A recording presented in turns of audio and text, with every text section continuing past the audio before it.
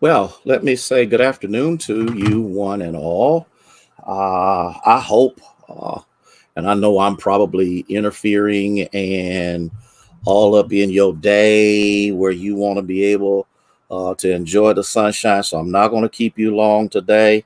But as you know, I say all the time, I'm going to keep you long enough. Okay.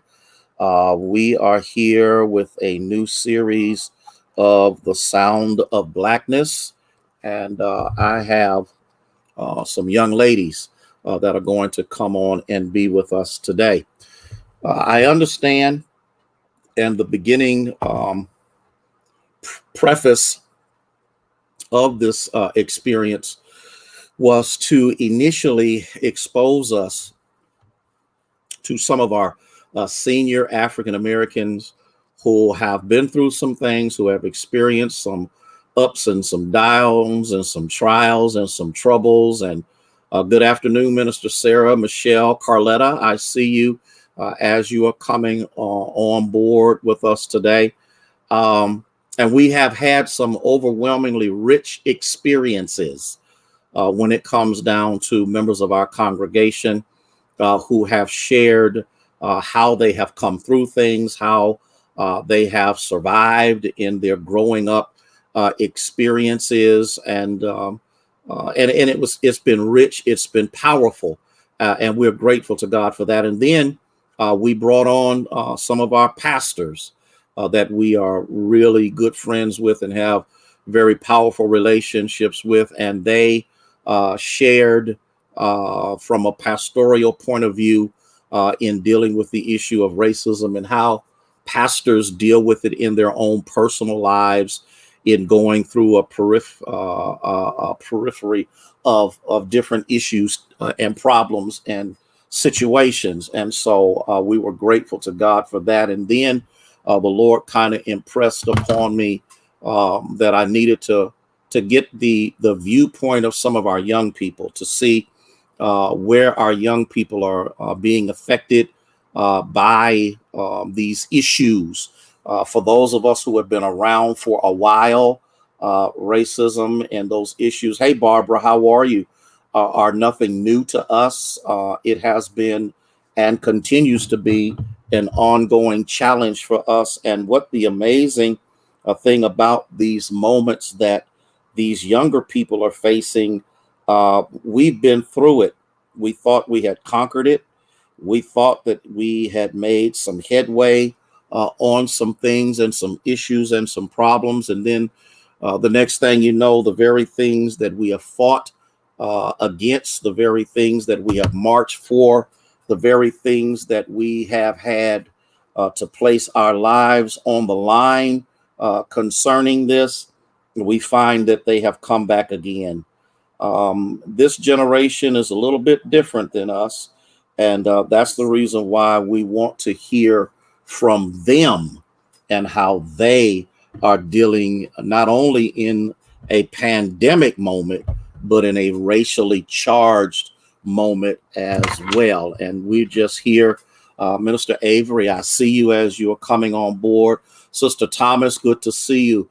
Thea, good to have you. It was so good, Thea, to see you this morning out in the parking lot, giving God glory and praise for how He has brought you through your surgery in those moments. And so this is where we are. I have a few questions that I'm going to ask them. I have already told them that I just needed to be open and honest. Minister Fali, how are you?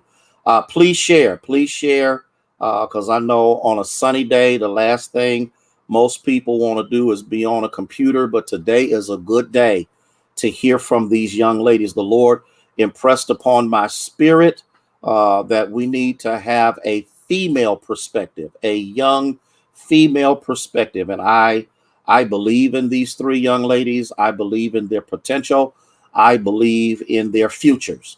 And so, not that they are better than anybody else, because we have others that are coming on, but these are the three that the Lord laid in my heart and in my spirit. Cora, how are you? Sharon, how are you? And so, without further ado, Camille, you need to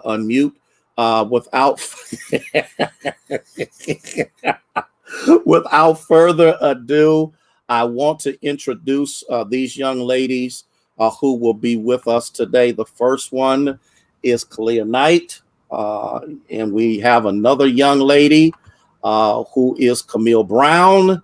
And last but not least, we have Zaira Brown, who is here with us on today. And so we are grateful to God for these three young ladies who are a part of this experience.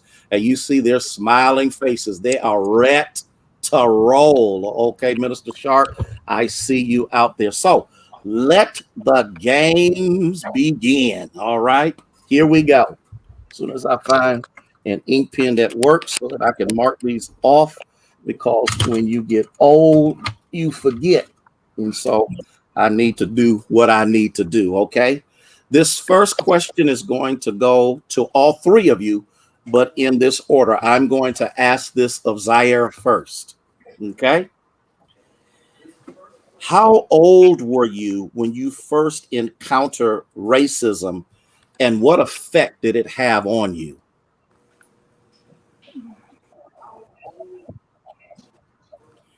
Oh, Tell Zacchaeus I said leave you alone. This is your show today. He I'm had his looking. turn. I'm thinking, so I'm looking out the door. But Okay, I don't know. I've never really experienced racism.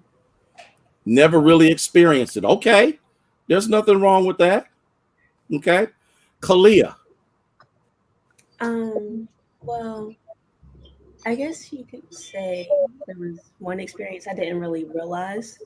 Uh, I was in second grade. It was like my first dance recital or whatever. And my mom and a few other family members, we were watching a video of me dancing, and they pointed out like all of the black girls were in the back line. So that was something, but I didn't really notice it at that time. But I would say this year might have been like my first real racial encounter, I think. I was in one of my classes, and uh, a professor said something that was kind of odd. He mentioned the George Floyd case and said something about how he could have just gotten up, but it was kind of weird. I think this year might have been the year that I've experienced racism most. There was even a situation where at my campus in college, there was a black flag hung upside down, and uh, a lot of the students reported it because they thought it was supposed to represent lynching. It's amazing, isn't it? Camille, what about you? I wouldn't per se that I have experienced racism, but I have gone to a predominantly white school for my entire school years. So there's always been prejudice, but since I'm a freshman, I just started high school, so it's more obvious to me that the teachers always treat the non-melanated kids different than they treat us melanated kids.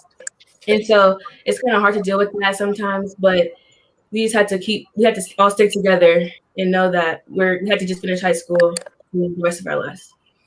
I love that word. I'm gonna have to use that. That is excellent. Okay, and even in growing up as younger people, many times you really don't know what racism is, only because, for the most part, parents and grandparents will shield you from it. And so, but as time goes on, it will show its ugly head. So, Camille, I'm going to give this next question to you, and then I'll go around. As females, um, do you consider yourselves targeted more or less by racism? Um, I feel that we aren't targeted as much as males are, but with us being females, we're targeted in a different way. Like males might, white males might think they have superiority over us. Um, for example, I just won my student council of president. I ran against a white male, and so he tried to do things to sabotage my campaign. But because he thought he had superiority over me. But I didn't let him do that, and so he was mad, but that didn't stop me. So this is in the brown blood, huh? Y'all know how to handle these minefields, I see. Okay. What about you, Zaire? Um,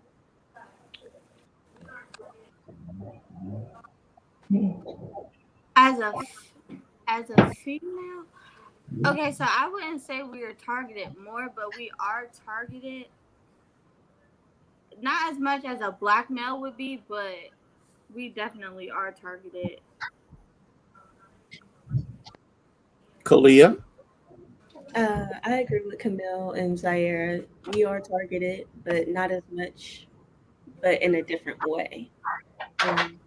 More so that we should stay in our own box and just do what we're told, not to venture out and start new things.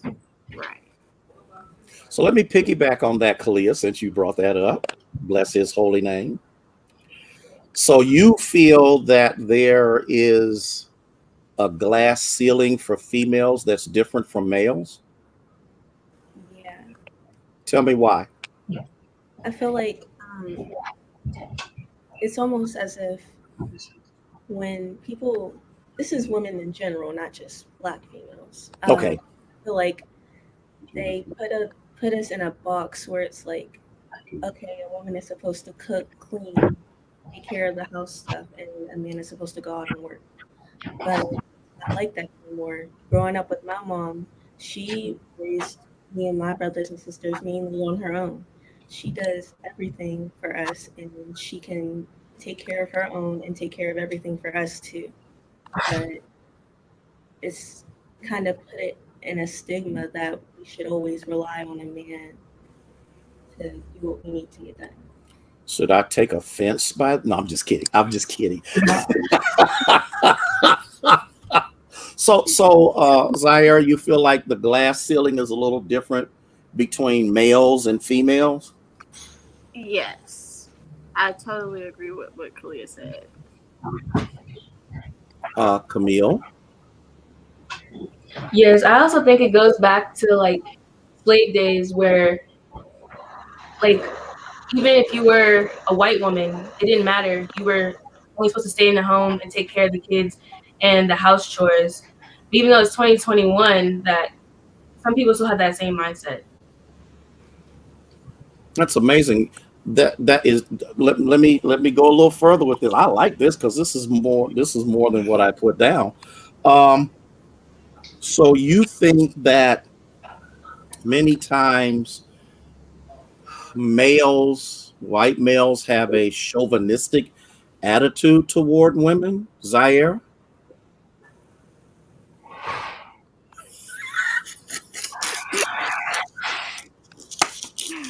You used the word that I don't know, and I Okay, don't. chauvinistic means that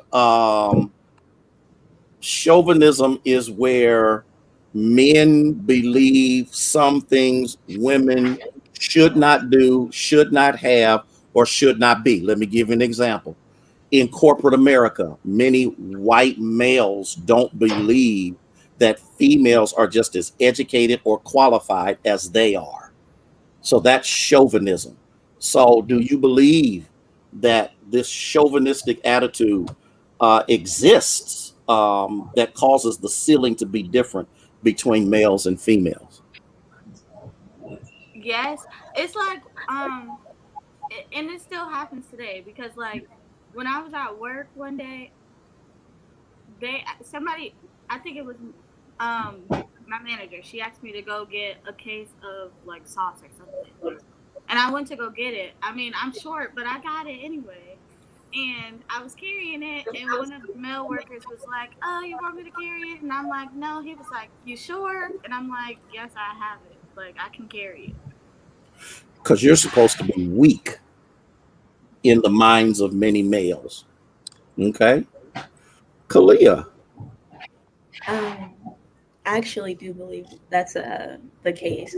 I think even a lot of times in school, I feel like uh, I don't know.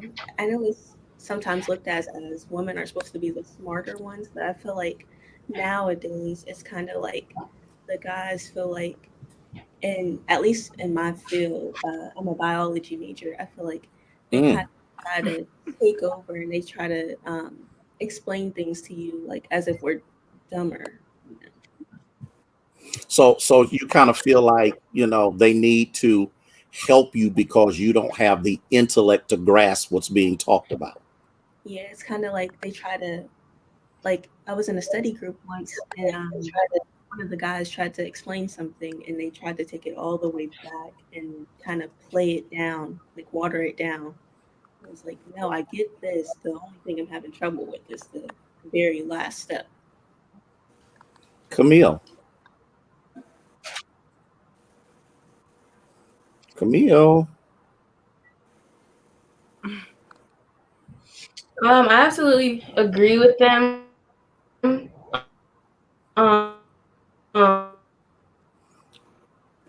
you're having some issues with your You hear internet. me? Yeah, yeah. Let's try it. Try it again.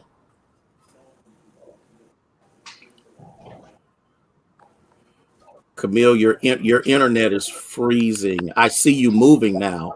Try it again. Can you hear me? I can hear you. Tell your brother to quit playing the video games. He's getting in your bandwidth. No, I'm just kidding. I'm just kidding.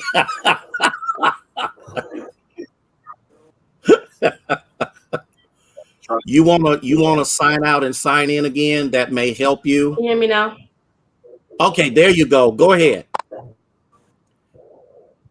I see you grinning, but it's breaking up. It's breaking up. I tell you what you do, Camille. Sign out and sign back in that link again, and let's see if that straightens that out. Okay, we'll wait on you. Okay, let me do this. I'm going to ask this next question, and then when Camille comes back in, we'll have her join in with us. Uh, Kalia, has racism caused you to distrust yourself more or less? Now, let me explain what I mean by that. And I'm not trying to water it down so you can understand it. Okay. Sometimes racism causes you to second guess yourself. Am I as good? Am I as capable? Or have these moments caused you to have a new level of determination about yourself? Kalia. Yeah, I would say the second option. I do think racism kind of motivated me to want to do more than what people expect the Black race to do. I want to be a physical therapist. I want to show little girls that look like me that they can actually go be in the medical field, that it's possible. They don't have to stay around and do side jobs, side hustles, I guess you could say. Okay. Zaire. Um, I don't think it caused me to second guess myself, but it definitely changed my view because now it's like, well, if I do this, is people gonna look at me because I did it wrong, or are they gonna help me? Yeah, so it's kind of like that type of game thing, but I don't. It's not really like life altering. Okay. I'm waiting, trying to wait till Camille's internet will allow her to get in here. But until that happens, I'm gonna press on. Then I'll come back to Camille, and then I'll just give her all the questions. No, I'm just kidding. I'm just kidding. Zaire, let me ask you this question. How do you feel racism has impacted your family?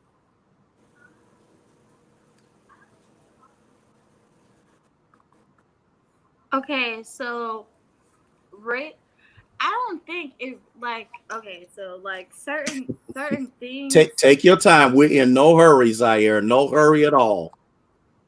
certain things that have been said in the past, like certain stuff that a family member has said, would be like, well, dang, is the environment changing your mindset, or is it like changing the way you think about things.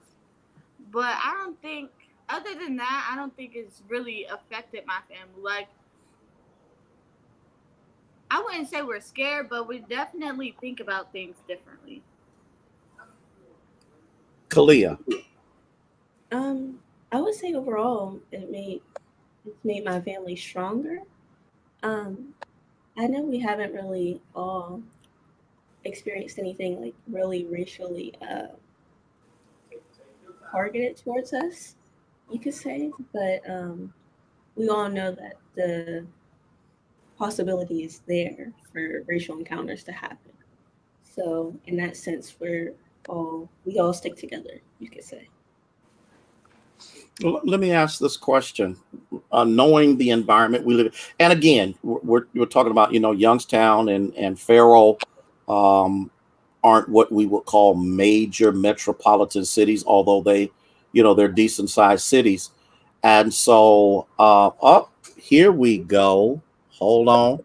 I have to stop my question because Camille is back. Uh huh. Okay.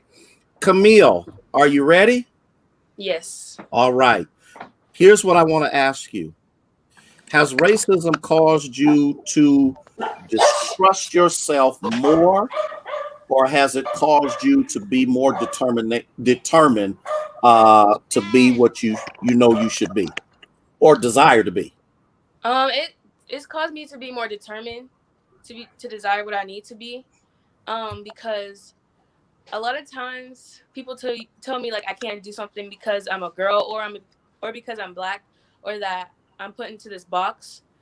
But like I just like to prove people wrong and do what I know I'm capable of doing. Isn't that an amazing thing, Camille, how people have these presupposed or presuppositions about what black women should be, Yes. what black women should earn? And as I've heard some of you say, sometimes you're supposed to be the cooks, the cleaners, the baby makers, the house, and not to venture outside of that. So let me ask you this, Camille: how has racism affected your family? What kind of impact has it had? Um, I think that it's impacted my family because we have to go through different challenges that like I have a lot of white friends, and so they tell me different things that they've experienced that I know that I won't be able to experience because we live two completely different lives just because of our skin color. And so we had to jump through a lot of hoops just to get things that we need or things that we want to achieve, but in the end it's all worth it. So how has racism affected you, Camille?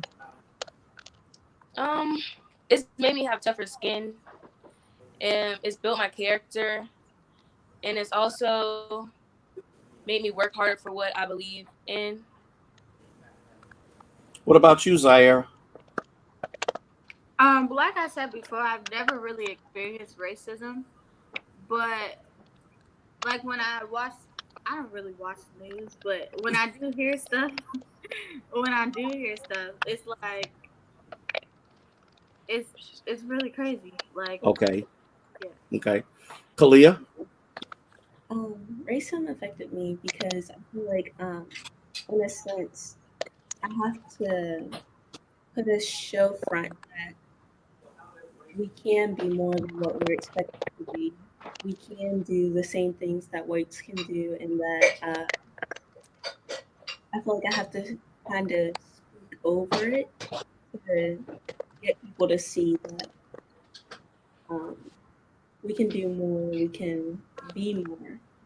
I even, like Zaire said, the stuff in the news, I try to, I know social media is a big thing for our generation. So I try to, whenever I see posts about things that are going on or racially influenced, I try to spread awareness about them and get the word out so that other people of our generation do know that this stuff is going on and that it's a problem.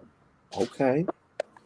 Now, this next question may be difficult for the three of you to answer, but I'm going to ask it. Okay. Okay. in an environment, because I've listened to you, and so much of your educational environment has been around predominantly white people. Okay, y'all with me so far? To your friends, are you black enough, Zaire?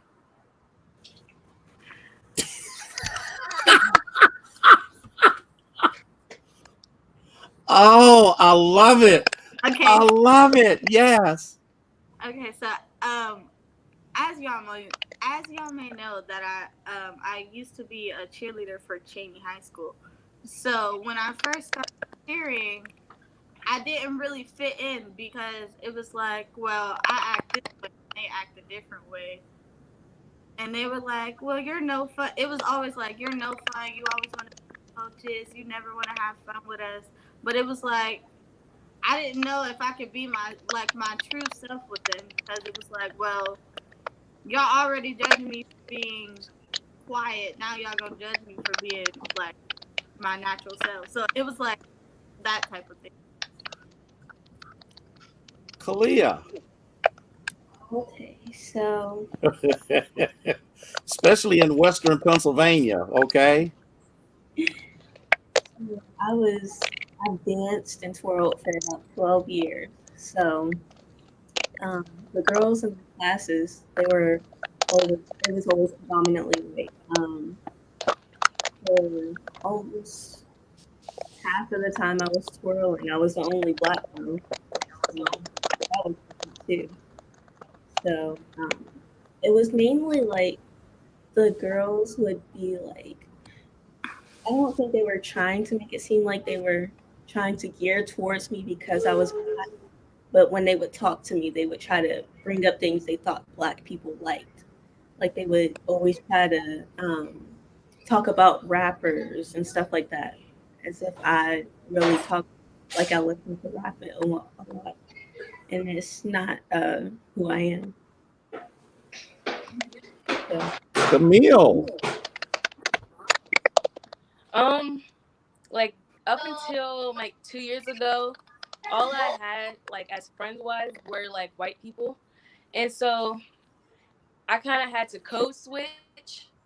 Like when I was around my white friends, or like when I'm around like my other family or friends. So I wouldn't say that there was, I don't know, I wasn't too black, but like I never gave them a reason to treat me like an outcast because I was trying to like fit in to like my environment, especially the school I go to now. There's not many of us, so by the way I talk, like I had to try to like change the way I talk to fit in. Zaire, I saw your head. You were like, so you understand exactly where she's coming from. Yes. And I know Kalia does. I'll tell you a story. Growing up, my dad wouldn't let me go to the all black high school, okay, which was just down the street from where I lived. And the reason he did that was because he said, I'm sending you to school to get an education. Right.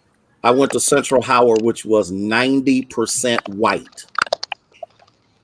And so the more I hung around, the more I talk like them, the more I think like them, the more I assimilate myself to how they do things. And then when I go back to be with my boys, they're like, you talk like a little white boy. Why do you talk? Why, where's the slang? Where's the, when I answer the phone sometimes, they're like, I said, no, it's me, you know, because we operate in a white world. And so I was just wondering because I needed to understand. Let me ask you this question. Y'all ready? Zaira, I'm going with you first. Okay. Okay. What do you think about Black Lives Matter? Okay. Black Lives Matter. A lot of people don't understand like what Black Lives Matter stands for. So I feel like it's important for us to really like l- teach people what it means because I watch I watch a lot of reality TV shows. So one of the reality TV shows I was watching, they're all doctors. But one of the reality TV shows I was watching, she was trying to explain to another person that had melanated skin, but she wasn't black. She was trying to explain to her like what it meant, and it turned into an argument because the other woman wasn't understanding what she was saying. So I feel like it's important to teach about Black Lives Matter because a lot of people don't understand. Camille,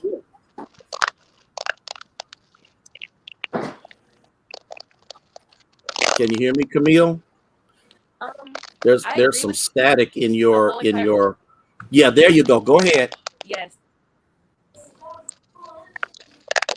I know. Is it better now? No, ma'am. We got a bad. I agree with the There you movement. go. Go ahead.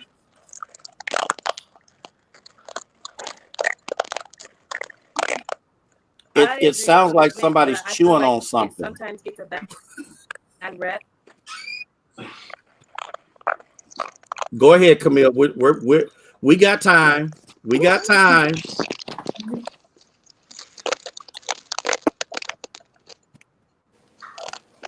Try it again.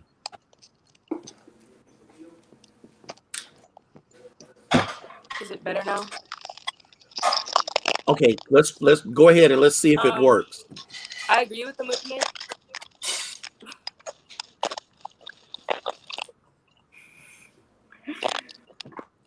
Camille, do me a favor. Go back out and come back in again, I okay? agree with the Because it's movement, like but it's breaking up real bad and you're freezing. I feel like it has a bad. We're gonna wait for you. Go ahead and try. Go ahead and try that again. I'm gonna go to Kalia, and I'm gonna let you do that. Kalia, Black Lives Matter. I'm just kidding. Okay, so to me, I think I agree with Claire. I think we do have to really educate people on what it means. It doesn't mean that all lives don't matter. It means that we're being targeted or being oppressed, so that we need to bring that to light because we're being looked at as if we're dangerous, we're dumb, we can't do things. We have to bring it to light because it's gonna hurt us in the long run. It's gonna hurt the way we work, uh, our our opportunities to get jobs, the way we live. It'll divide the country back to how it used to be, Mm-hmm. honest. And even with the way Asians are being treated now, it's almost the same thing. It's a different situation, but it's the same type of situation. We have to. The main issue is everybody needs to be educated on it so that we can all come together and make it work. Education. Let me ask this other question as we wait for excuse me, Camille to come back in. Um, Zaire, are you determined to be successful? And if you are, tell me why. Of course, I'm determined to be successful because I feel like if we aren't successful, then we're put into this category of, well, blacks are lazy and they don't want to work.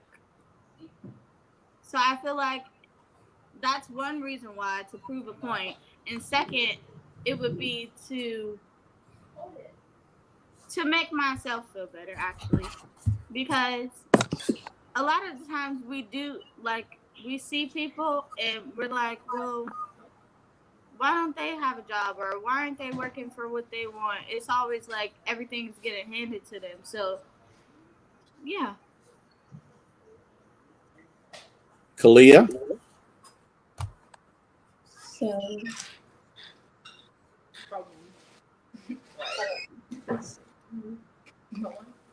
No, I don't want that. read it one more time for me. Okay.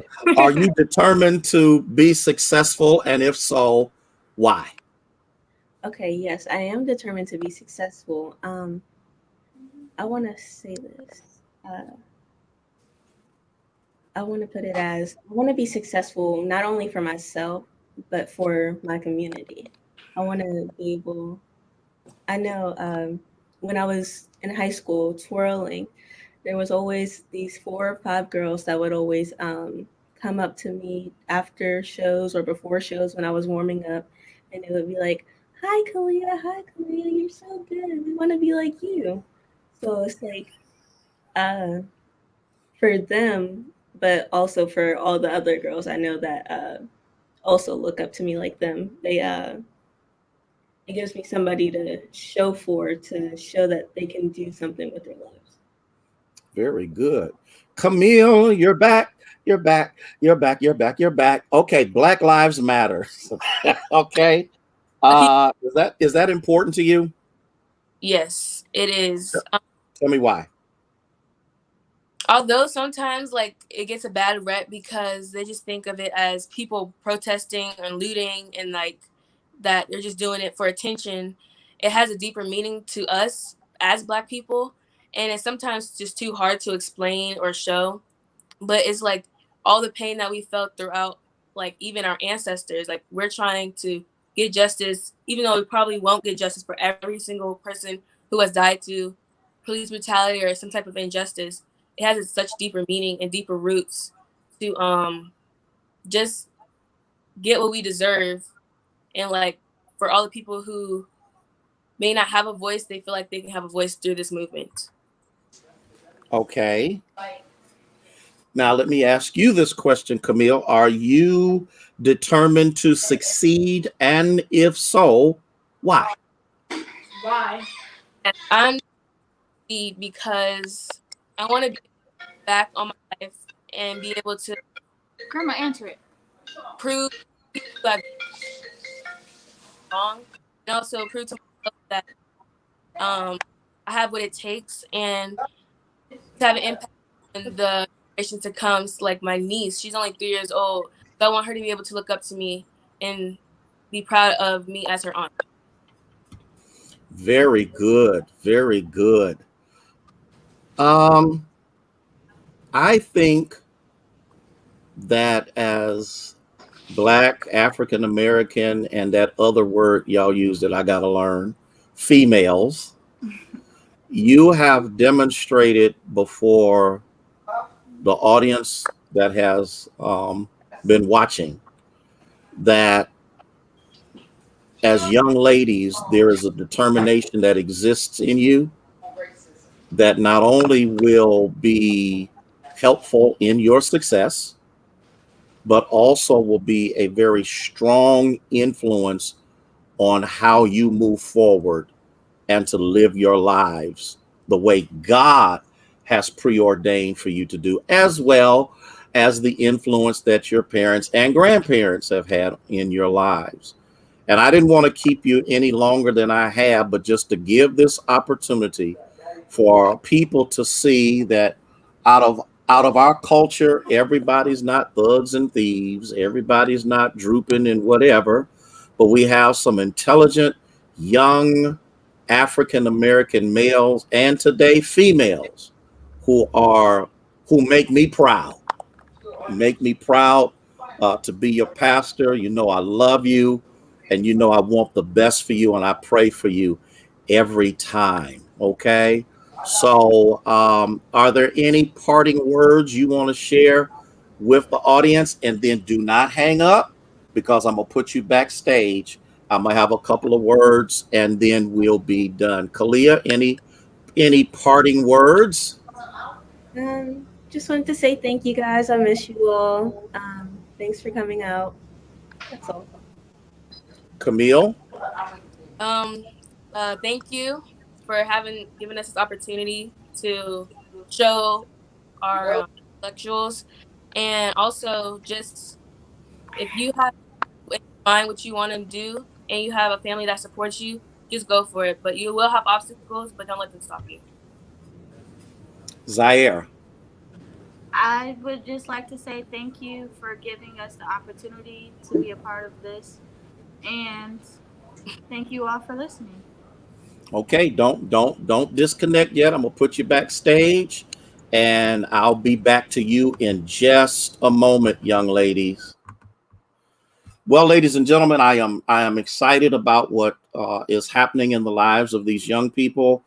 I am happy and proud to be their pastor and to have some level of influence in their lives. But more than that, I am grateful for the parents and grandparents, the aunties, the uncles, whoever has been impactful in these young ladies' lives that has given them the level of determination that we have all witnessed today. And I'm just godly proud of them. I need you to continue to pray for them along with the other group of young people who were on last Sunday, that God will keep them, that God will protect them, that God will provide for them everything they stand in need of. Well, I'm going to go back here and holler at these young ladies for just a second, then I'm going to let them go. But listen, you have a fantastic week.